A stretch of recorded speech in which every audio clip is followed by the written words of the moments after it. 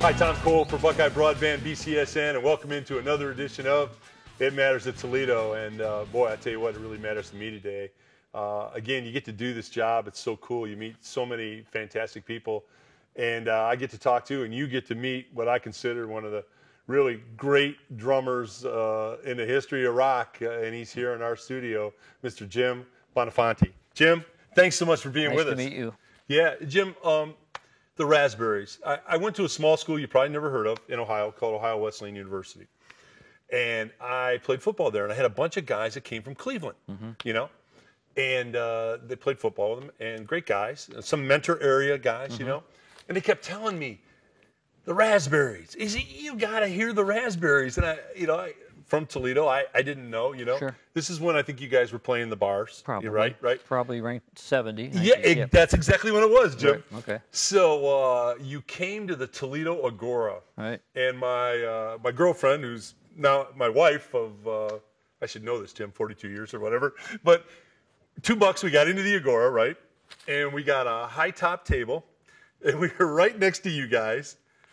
And I am telling you, for 2.5 hours, I heard the greatest music I've ever heard. You were basically doing Beatle covers, pretty much at that time. Sure. But did you sense the greatness that was there with the Raspberries? Because I'm sitting there with my then girlfriend, now wife, and we could sense it. Did you feel that you're on the cusp of some greatness? Well, yeah. I mean, I don't know if we felt that exactly, but you know, the Raspberries at that time, and we played in bars. We didn't play a lot of bars. And the only reason we were probably at that Agora was because of Henry Lacani in Cleveland. Right. And we had a great relationship with Henry, who really did a lot for us in a lot of different ways. But the whole idea of the Raspberries then was we're going to play as much as we need to support ourselves, because that's all we did. Yes. But the real goal for us from day one, when Eric and I first started talking about putting this band together, was we want to make records. We want to write our own stuff. We don't want to be a bar band. We don't want to burn out being a bar band. Right. So anything we learned, obviously, we were pretty meticulous about it. Eric's a perfectionist. He'll debate that with you, but I will debate it back. But he's in a good way. Yes. And you know, so you know, we were focused on what the big goal was. But we did have a lot of fun at that time, and I love playing Beatles. I mean, you know, we did a pretty good job too. You know, that's an understatement, Jim. We did a pretty good job. Well, listening to the Raspberries, and I'm sure you've heard this 9 million times, but to me, you were the only group that took the Beatles, the Beach Boys, the Who, and I hear a little bit of the Faces in there, and it's an amalgamation of all of those in certain senses, and nobody else can do that. Well, and that's pretty close. You know, the Small Faces would be Eric's voice, you know, a little bit of that Steve Marriott, you know. Right. And the rest of it is all groups that we grew up on, and you know, before the Raspberries, you know, when Wally and I and Dave were in the Mods, and which became the Choir. It's Cold Outside? Yeah, it's Cold Outside. And for people that don't know that song, I'm the drummer on that record. Jim, that's one of the great little rock songs in the 60s ever. You know, it's funny. It's Cold Outside by the Choir. It's unbelievable. It's funny. And the drumming on it is incredible. Well, that was my very first studio experience, you know, and all I can remember is the guy saying, "Yeah, you want to play some drum rolls like the Four Seasons, you know?" Right. And I'm like, "Well, we don't really play like that." But so, you know, we kind of, you know, did what they wanted us to do. Sure. But it came out well. But you know, as far as the mix of the Raspberries, that whole era of music, the Who, the Beach Boys was Eric's influence into the band, because he really loves the Beach Boys. Not that I don't, but no, I get it. But the Who, the Beatles, and pretty much all of the British Invasion, the Hollies, and all of that, you know, all went into that, you know, our DNA, you know, of what we were as individuals. Jimmy, your harmonies. And I know Eric's a great singer. I mean, no one can take away Eric Carmen's as great a voice as there is anywhere, good any rock place. And roll voice. Yeah, there's no question about that. Yeah. But your guys' harmonies coming in on Eric's lead, the Raspberries' harmonies were perfect. I mean, they were perfect, Jim. Well, again, we spent a lot of time on working on that, and for most of the time we played, it was just the four of us. So it had to be right, and all four of us sang. I always tried not to sing. I wanted to just play drums. Eric would bring a new song in, and it would be like, well, we'll do these harmony parts, and Jim, you sing this part, and I'd say, don't you think it sounds really good with that gut strong three part? Because I would try not to sing because I just wanted to play. The drumming and singing is not easy. It's not easy. Just having that microphone there is just it's not easy. But we all sang, and I sang where I had to, and again, it was just something that we worked on. And going back to the Agora, one of the things that happened was early on we got a call from the Agora to play there on Sunday nights, which. Right. Sunday nights in 1970, there were maybe 3 places to play if there were that, So at the time, we booked ourselves locally, and I got the call. I did the booking and called up and asked us to play there. They said, look, we have no crowd. The local club that was like a block away, the Toledo, was stealing all our people. Right. And all that. So we took that, and it was the beginning of a great relationship to the point where we played there every Sunday night. It was fantastic, And then on Sunday night, we would leave our gear on stage. On Monday night, we would come down about 7 o'clock. They'd let us in, lock us in. We practiced all night. I mean, all night. Right. From like 7 in the evening. This is breaking in new stuff? We were working on our material. Yeah. Maybe learning some new covers, but primarily working on your the stuff, first the album. Raspberry stuff. Yeah. And we did that Monday night and Tuesday night, from 7 in the evening till 7 in the morning. Yeah.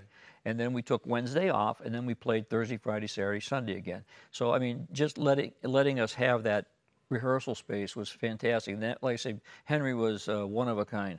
So the only reason we probably went to the Agora in Toledo in the first place was because he asked us to, and so we did. Well, you rocked the place. It was jammed. So that I get your reaction to this, Jimmy.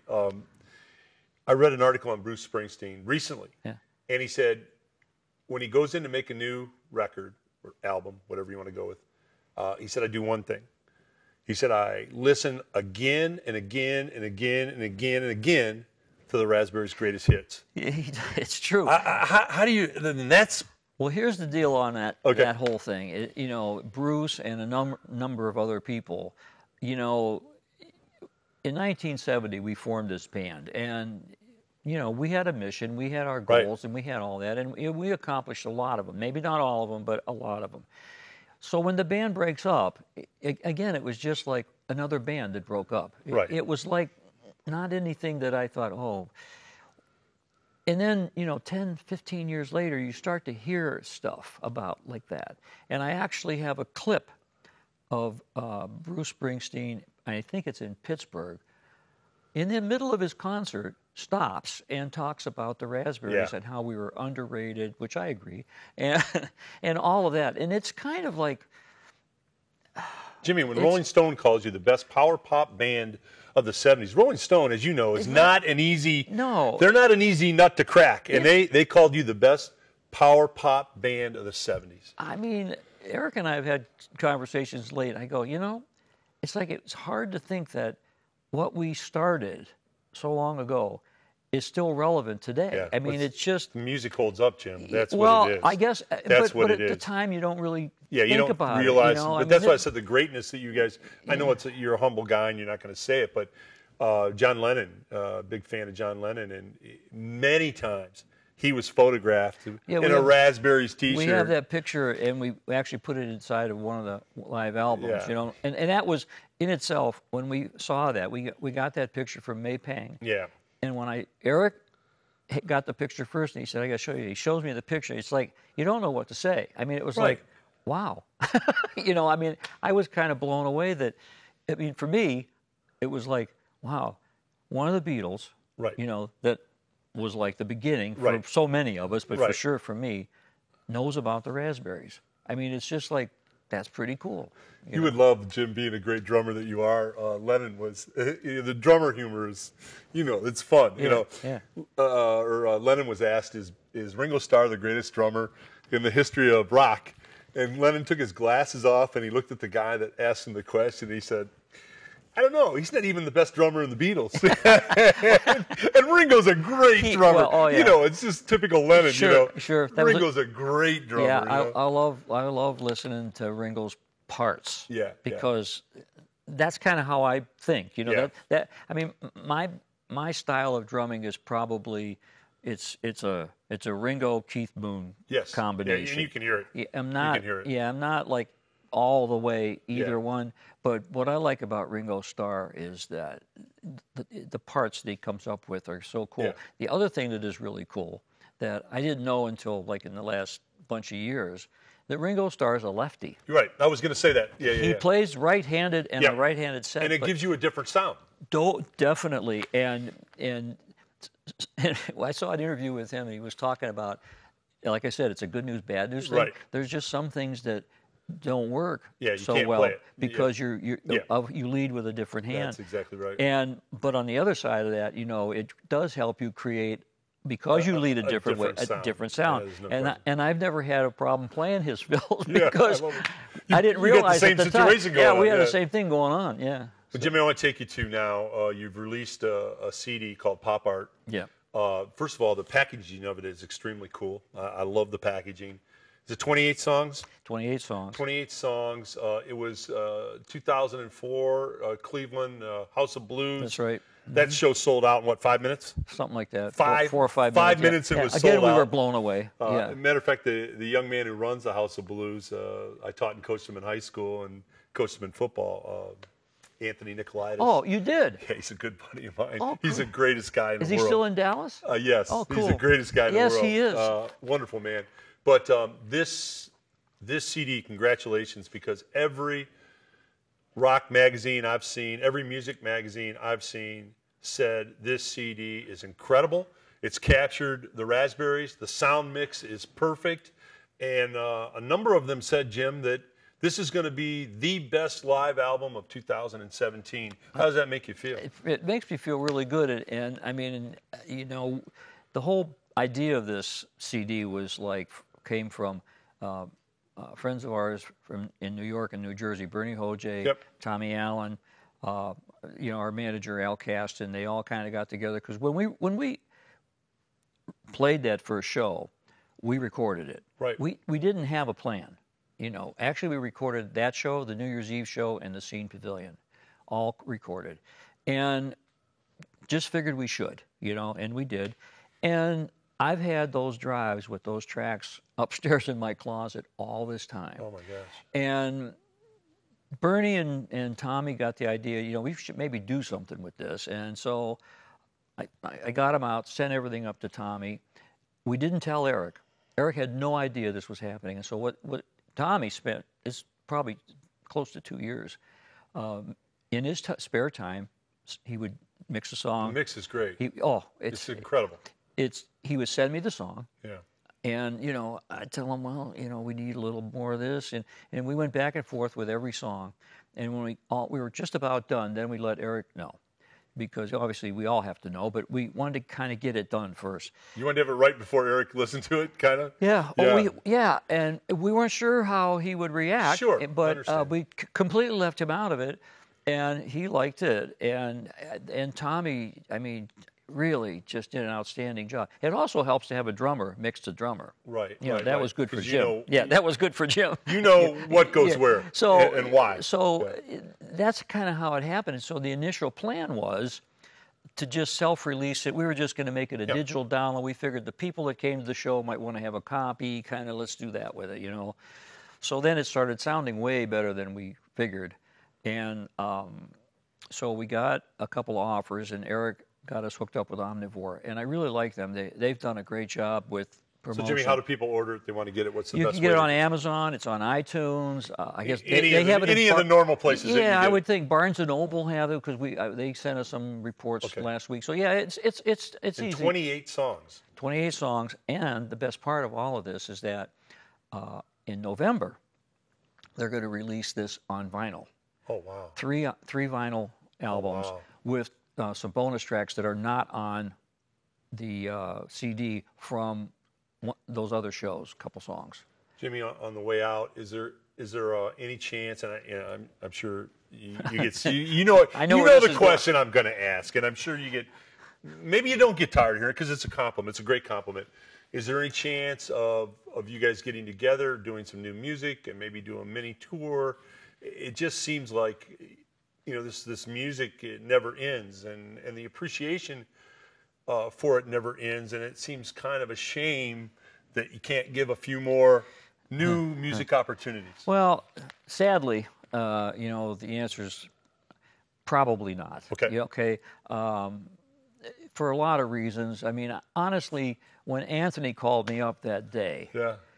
and said, "Hey, we're opening up this house of blues in Cleveland, Yeah. and we'd like you to open the place," I said to him, like, I don't know about that, because at the time I wasn't sure if it could even happen, and it did. And we had said many times. Did you guys have fun, Jim, when you got back together? Yeah, we had a great time. But then does the fun wear off and the old stuff comes back? That's what happened. Okay. I mean, for really most of all we did. I mean, it was really fun, and certainly that show at the House of Blues, that first one, and I would say pretty much all of those shows, even going into 2005, it was great.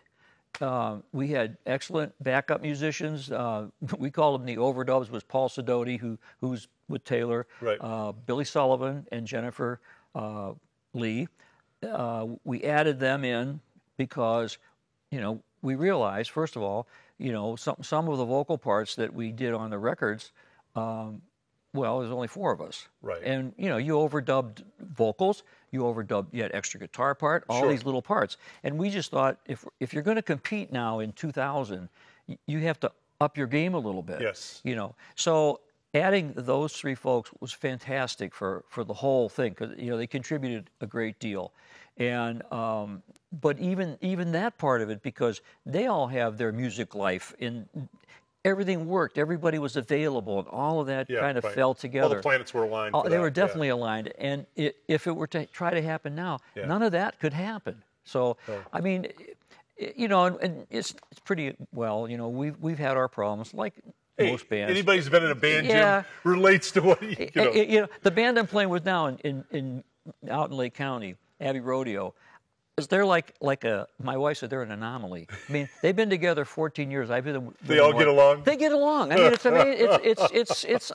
it's like not natural for me. Jimmy, I was with a band. We lasted 3 months. Yeah. Oh yeah. And I thought it was 3 years. Yeah. Oh yeah. I tell you what. Yeah. 3 months, like 3 years. It was Absolutely. like 3 years. They were like dog years. It was only 3 months. Yeah. Jimmy, you are one of the great drummers, and I don't say this lightly. You are truly one of the gifted drummers in the history of rock. Thank you. And Thank you. what you've done and your mates with the remarkable Raspberries and the indelible mark that you've left in music in the 70s, as Rolling Stone said, and appropriately so, you're the best power pop band ever in the 70s. And again, Rolling Stone's they don't throw out compliments. Now, if somebody from the Rock Hall could just kind of understand it, that would be pretty cool. On our way out, Yeah. we should get, and I don't know if this is true, if it's true, somebody told me that you guys were asked to do the Rock and Roll Hall of Fame pre-show. We did. That was the last show we played. You did the pre-show? Yeah, we played on Friday night at the Rock Hall. I had a business associate that was there, and he said, you got everybody who's anybody in music and the performers. He said the Raspberries blew the place away. They said you tore the roof off the place. Yeah. So, we're going to hold our hopes that maybe someday, Jim. I hope that if that could happen, okay. that could be, and I say could, the next time we play. Okay. Well, let's hope. Jimmy, you were great. Thank a real you. gentleman. Thank you for what you've done for everybody in music. We sure appreciate you. Thank you. All right. Tom Cole for It Matters in Toledo.